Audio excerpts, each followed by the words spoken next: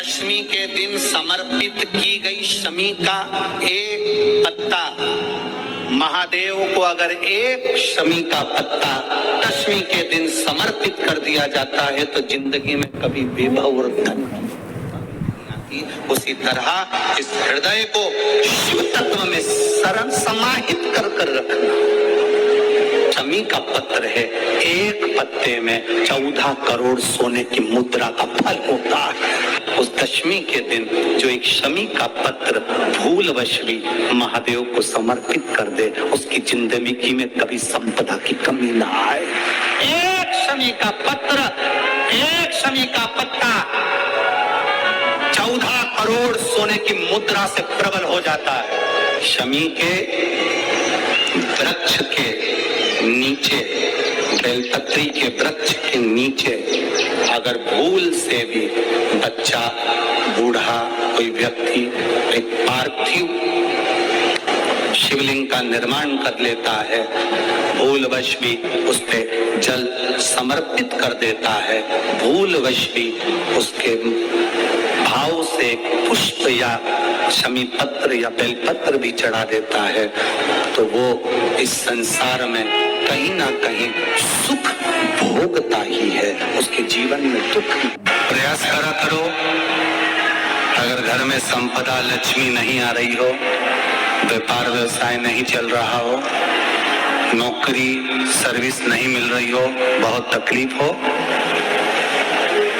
7 बेलपत्री केसर को घिसकर चंदन बनाकर बेलपत्री पर बीच वाली पत्ती पर ओम लिखना है। दोनों पत्तियों पर भी एक आद्यशक्ति जगदम्बा के नाम की केसर की बिंदी लगाना है, दूसरे में श्री गणेश रिद्धि सिद्धि के नाम की बिंदी लगाना है। शिव जी पर समर्पित करते जाना, शंकर को चढ़ाते जाना। जल के पात्र में थोड़ा सा शहद, गंगा जल उसमें डालकर, पात्र में जल लेकर उसमें थोड़ा सा शहद, गंगा जल डालकर भगवान शंकर को कुंदकेश्वर महादेव के नाम से, कौन से महादेव?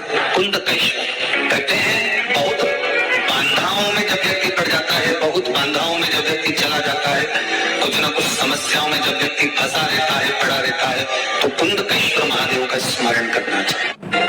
दूध, कच्चा दूध केवल शिवलिंग पे चढ़ाना चाहिए या पूरे शिव परिवार पे चढ़ाना चाहिए? प्रश्न अच्छा है। और शिव महापुराण की कथा, रुद्राक्षोत्सव चल रहा है तो आप उसको समझें। दूध केवल शिवलिंग पे चढ़ाना चाहिए या जो शिवलिंग के आसपास में सभी परिवार विराजमान होता है उस पे भी चढ़ाना चाहिए? अगर लिंग पुराण आप उठाकर देखेंगे तो लिंग पुराण में एक बड़ा सुंदर संवाद आता है जिसमें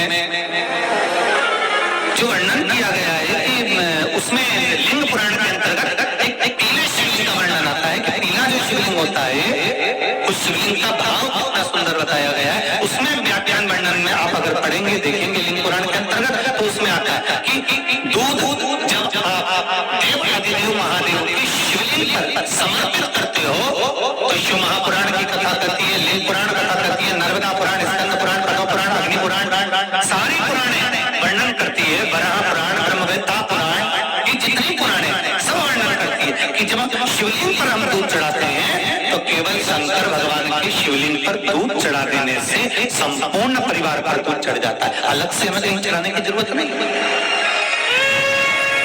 अलग से हमें कहीं दूध ले आकर चढ़ाने की जरूरत नहीं। क्या हमें गणेश जी को अलग से चढ़ाना पड़ेगा, देवी जी को अलग से चढ़ाना पड़ेगा, कार्तिकेय जी को अलग से चढ़ाना पड़ेगा या नंदी को अलग से चढ़ाना पड़ेगा?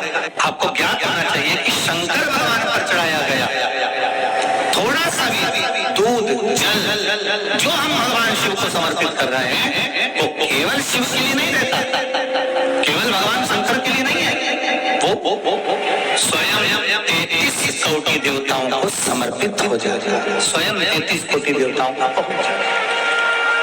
एक लोटा पानी बेलपत्री आप शिवलिंग पर पहले चढ़ा रहे हैं, उसके बाद जल चढ़ा रहे हैं। दूसरा, जल चढ़ाने के बाद बेलपत्र चढ़ा रहे हैं। ये दो अलग अलग क्रम है शंकर भगवान के पूजन के। आप समझ लीजिएगा जरा, ये प्रसंग कभी नहीं आया, आज आया है तो उसको समझ।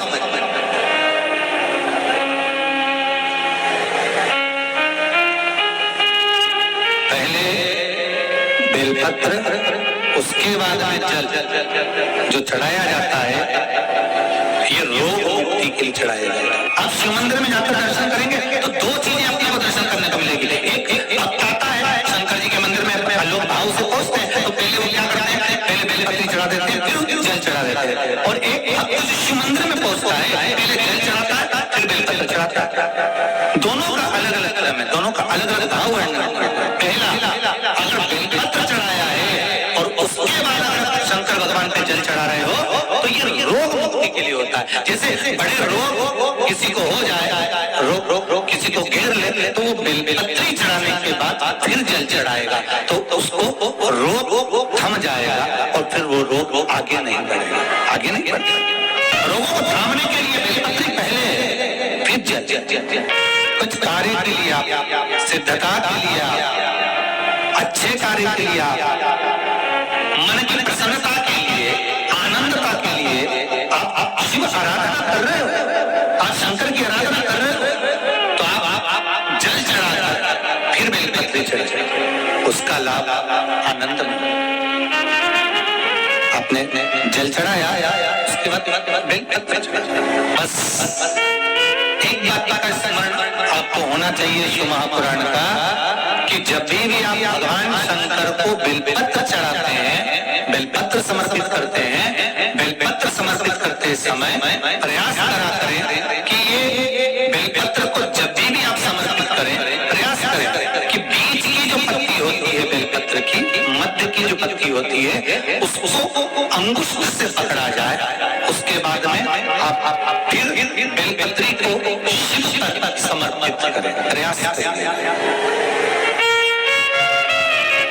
बेलपत्र जो हम भगवान शंकर को समर्पित करते हैं, उसका मध्य जो भाग होता है, बेलपत्री का जो 3 देवताओं का मध्य जो भाग होता है, उसको पकड़कर बेलपत्री को शिव को समर्पित